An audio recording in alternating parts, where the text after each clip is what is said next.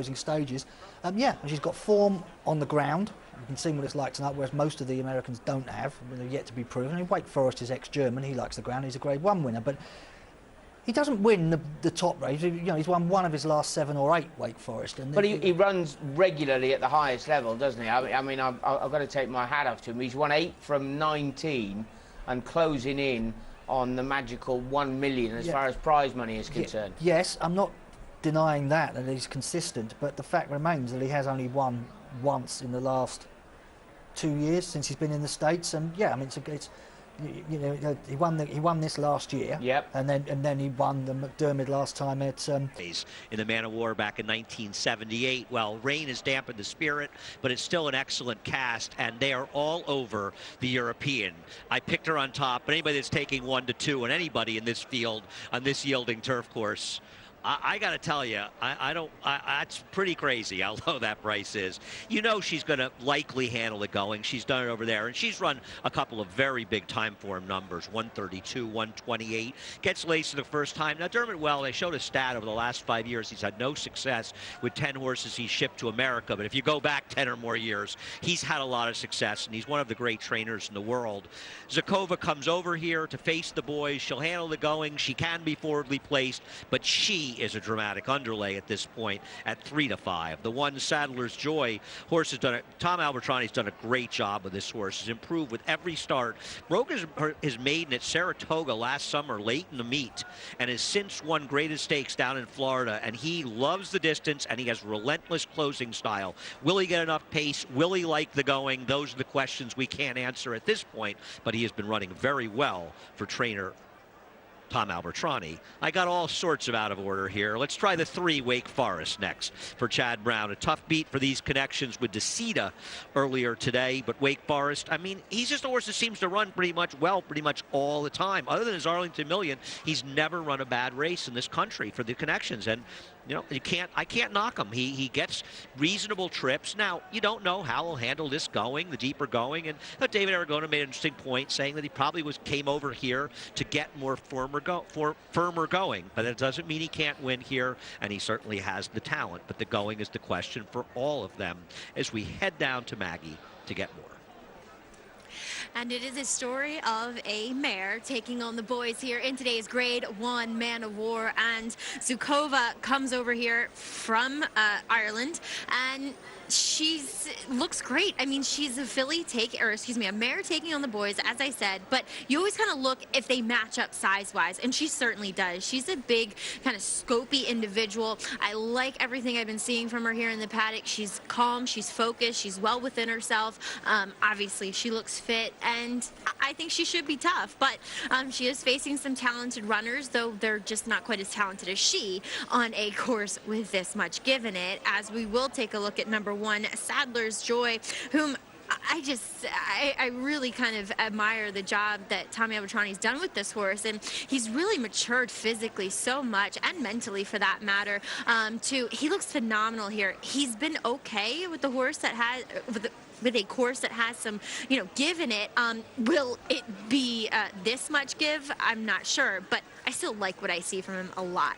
Moving on to one of 2 Mike Maker horses, and honestly, number 2, Charming Kitten, taking the majority of the money, because I'm sure that last race over a yielding course at Keeneland is kind of looking people in the face, and he looks phenomenal. But the horse that really kind of caught my eye of the 2 is number 8, To Glebe.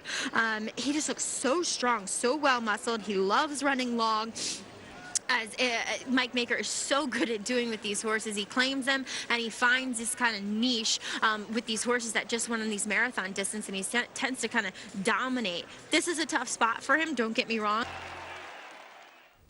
Oh yes, the 142nd Preakness is next weekend, and well, will it be just timed? Will it just be too good? The Pletcher machine, will it just keep on going? Well, convincing in the Kentucky Derby and clear best on form. However, I don't like the fact that the Preakness is 2 weeks after the Derby, because Pletcher does not like training like that. I've seen some stats where he's hardly ever had a runner going back as quickly as that, and certainly hasn't had a winner. Last time he had one Kentucky Derby win, his only other one was Super Saver in the slop, finished 8th in the Preakness. So with all those things in mind, and given that Always Dreaming had an absolutely perfect trip in the Kentucky Derby, while the form is there, I'd be opposing it even money. Okay, be opposing the even money favourite. What about the shorty in here? Is it all about Zukova for Dermot Weld? Now, just be reminded, they are going to go early. The reason being, you can see on your screen, desperate conditions. Wake Forest is the one for me who's going to give her most to worry about going around here. He's by Sir Percy out of a Lomitas mare. I just feel that these conditions, which he wouldn't have had for a long time, probably have to go back to when he was trained in Germany by Andreas Waller, when he would have encountered these sort of conditions. But he may well like it. He might, certainly.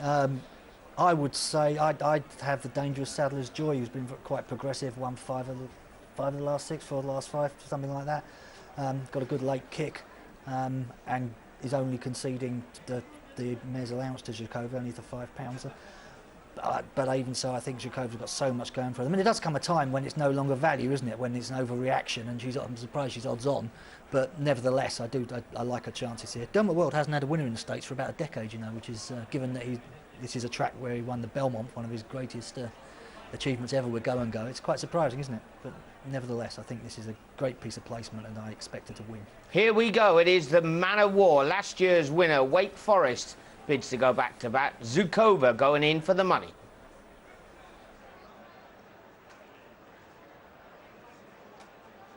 They're off in the Man of War. And it is Charming Kitten who comes out running on the lead. Zukova's prominent early, and Taglib is there on the outside. These three to set the pace ahead of Wake Forest and Sadler's Joy, who's down toward the rail and racing about 4.5 lengths off of the leader, Charming Kitten. So Rod Ortiz Jr. will dictate the early pace, and they're just sauntering along up front here. Charming Kitten is the leader as they go past that opening quarter mile in 27.47 seconds. A tortoise-like first fraction here for Charming Kitten in the Man of War. The Irish mare Zukova sits second. A 3-wide run for Taglib around that turn as Sadler's Joy tucks in and is covered up. And Wake Forest is last of them all and racing in between horses about 3.5 lengths off of front-running Charming Kitten, who will lead them onto the backstretch. And lead is 3/4 of a length over Zukova. Sadler's Joy, Taglib, and Wake Forest lined up right behind them. 3 lengths separates the entire field through a lackadaisical half mile of 56.45 seconds over the yielding going here. Charming Kitten up the backstretch, the leader by a half a length.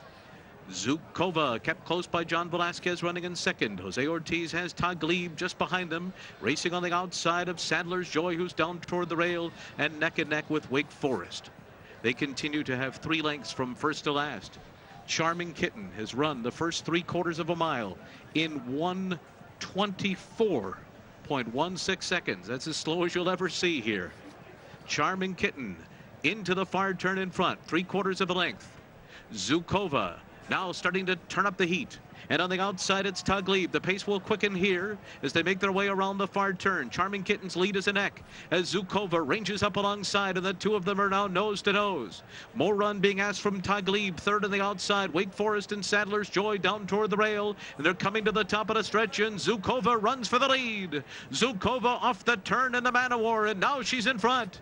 Charming Kitten set down on the inside as Zukova bursts away from Charming Kitten here. Then comes Taglib and Sadler's Joy, but it's all Zukova. And look at her run up the score in the Man of War. Zukova, the mare, has dominated her male competition here. It was very close for second. 6 lengths behind Zukova were Sadler's Joy and Taglib. Charming Kitten finished fourth, and the final time was 2 minutes 25.31 seconds. Zukova, far too good. No weight, the featherweight on her back. All night, Nick has been banging on about she's the proverbial good thing. Also, add to that, in your article, you suggested that she was well clear. She was much the best, and under slow fractions, if they'd gone quicker, I think she would have even won better. Well, again, I think that's the case, because I mean these American turfers do have a decent turn of foot, although presumably they all want better ground. Sure. But I mean, you know, she wants a trip, so that was something we didn't mention. But the prospect of a funny race was something that would have worried you. But Johnny Velasquez rode her like she was miles better. He'd obviously looked at the ratings, and she clearly was. I mean, yeah, I thought he might put her on the front actually and just make it a bit more of a test, but there was no need. I mean, you know, she would have won with another stone on her back, wouldn't she? Yeah, she absolutely hosed up. Well done to Dermot Weld. A fantastic piece of placing as far as she is concerned. And I have to say, the daughter of Fastnet Rock, out of the mare Nighttime, the Galileo mare Nighttime, she has been very, very impressive indeed. You've got to say for Dermot Weld there, I mean, we often say, don't we, when we see some of these races, that why don't more Europeans have a go? Well, of course it's expensive to do it. What was his big winner? Go and Go. Go and Go won the Belmont on the dirt, and he's won the Flower Bowl here with Dimitrova as well. But Go and Go's the big one. I mean, winning the only European to win a leg of the American Triple Crown. So it's fantastic. But we do, you know, but I mean, this was so soft. He's got a Grade 1 win here. Probably the only horse who's actually acted on the ground. You know, she's got a Grade 1 win against her name, and it's almost wasting a really good performance. Well, it's not wasting it. She's won a Grade 1. What I'm saying is, she's a good filly. You know, it's almost better than she needed. She's a good filly, and she's been very well placed. So well done to Dermot and the team. She's a good lady, that is for sure.